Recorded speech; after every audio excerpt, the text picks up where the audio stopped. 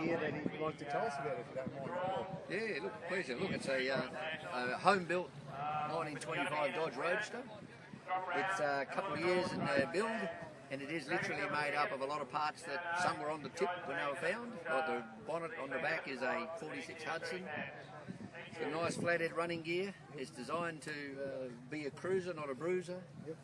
And the impact with the public, especially as they find out it's registered, is awesome.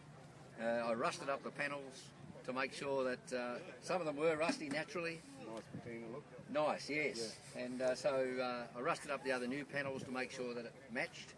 And when I went for registration, the bloke said, what colour are we going to put it down? I said, well, it's brown.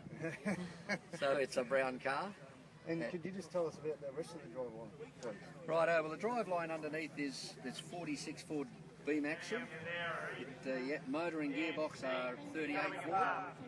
The rear end is Falcon. It's one of the newest parts in the car, but it's got 36 Ford transfer spring with radius rods on it. Yep. And so, yeah, and effectively it's a early Ford radiator that's been cut and shut to suit the job. Yep. So it drives and steers. Steering is fairly modern. It's Commodore, HQ. Yep. But it drives really sweet. Oh, everywhere. Yeah, it's. I've had a few police almost pull themselves out of the window of their car as I was going past, trying to see what the heck it was. So at the window, I cast these, or had them cast here in Hobart to give you that Duval look. And the grenade, actually, I got it out of America. You know, it's a story in itself, but I won't bore you with that.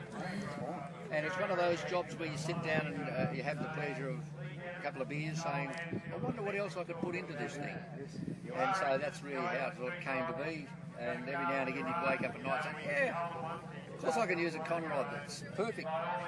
When you get to my age, it's good to help you get out of the car by dragging it, and it's strong enough to do the job. And the console is an old fire extinguisher, because you've got to carry a logbook on our SI rego. And the wife and I decided we needed a seat. Nothing else fitted we could find, so we simply made our own frame and custom seat. And it actually turned out well. Made up of V8 stamps, as Henry Ford's proud of his V8s.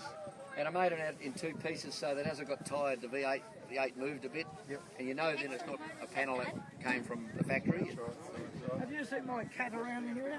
Yeah, oh, he's stuffed in the back. I've got a tail in the back because I've got a little hole in the back of the bonnet where the badge was. And I've got a foxtail hanging out. These kids love it. Yeah, they come they would. Pull on the foxtail. So how long did the build take you? Yep. Basically 2 years, working full-time normal work, and then coming home and getting into it. It was awesome to go up because it was so much fun. When you don't have to worry about the finesse of a beautiful finished car, it takes a lot of pressure off, and it just feels right. A lot of the features I've put on it are things that I grew up with. In the hot rod days, I used to use copper pipe where they moved their radiators out of the way. And yeah, and so there's a lot of little things like that that's been poked into it. And I suppose for me, the most interesting thing is individual car. It's the fact that anyone can have one. They just need to take a bit of time, because none of us were born knowing how to build cars. No, that's right.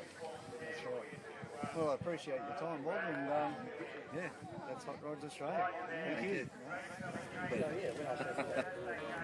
you.